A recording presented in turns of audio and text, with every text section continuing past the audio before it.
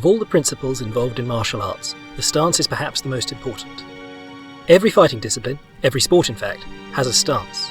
The feet are staggered rather than level, so that the athlete may explode in whichever direction he or she needs to, both linearly and laterally. Whether it is the shorter stance of kickboxing, or the ultra-classical boxing stance with the lead foot turned in, as prescribed by Edwin Hazlitt in his manual On Boxing, each has its strengths and its weaknesses. But the principles of multi-directional movement and the generation of power govern them all. The stance is the first thing you learn in martial arts, and you don't stop using it until the day you stop training for good. Long before the UFC, before we even roped off areas of fields for bare-knuckle contests in the 1800s, the stance existed. Left foot forward, ready to swing in the right hand. And that, for some time, was all there was to pugilism.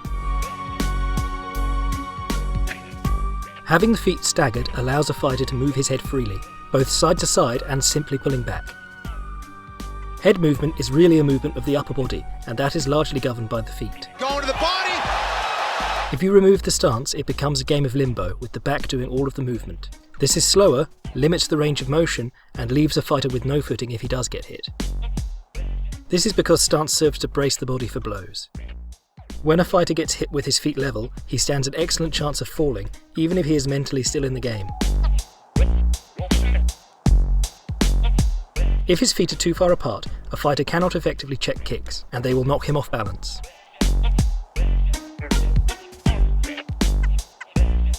Offensively, the stance is where a fighter's power comes from. Very few fighters hit hard with their feet level and their hips square. Jack Dempsey explained it best in his theory of punching purity, which he laid out in Championship Fighting. A pure punch involves transitioning the weight of the body into the blow. On a jab or a right hand, this is done by either springing or dropping the weight from the rear foot to the lead foot. Bruce Lee explored this idea of bursting into a lead hand strike extensively in his Tao of Jeet Kune Do. A terrific example of throwing the body weight into a right hand is the overhand which Junior Dos Santos used to knock out Cain Velasquez. Big shot! He's a big right hand by Junior Dos Santos! He's hurt! He's trying to finish this fight!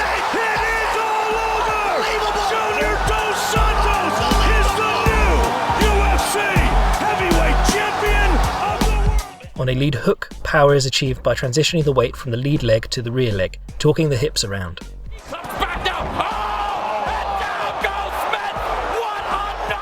As the stance is used to generate power, taking it away can massively reduce the threat of a knockout punch. By physically pressing his opponent to the fence or the ropes, a fighter may destroy his opponent's stance while maintaining his own. This is the favourite method of UFC heavyweight champion Cain Velasquez. The advantages of pushing a fighter to the fence are enormous, but they do not rule out power punching altogether. Flattening the stance and keeping their head inside of the opponent's blows will result in them clumsily missing arm punches. Junior just trying to survive! Defense may be the only thing keeping him up! But take a step back and they can still rotate their hips enough to throw a decent hook. Down goes Bader! That being said, the disadvantages of fighting along the fence are so significant that there is no good reason that a fighter should be knocking out his opponent when his back is to the fence. The stance is the most important thing to a fighter, both offensively and defensively. Yet the fence can be used to take all of that away. In the following months, we will explore both the offensive and defensive applications of Ringcraft, the many guards, strikes and counter-strikes of MMA. We'll look at the history of MMA and fighting in general, and we'll dissect some of the greatest fighters and fights of all time, all the while looking for the art inside the fight. I'm Jack Slack, and this has been Jack Slack's Ringcraft.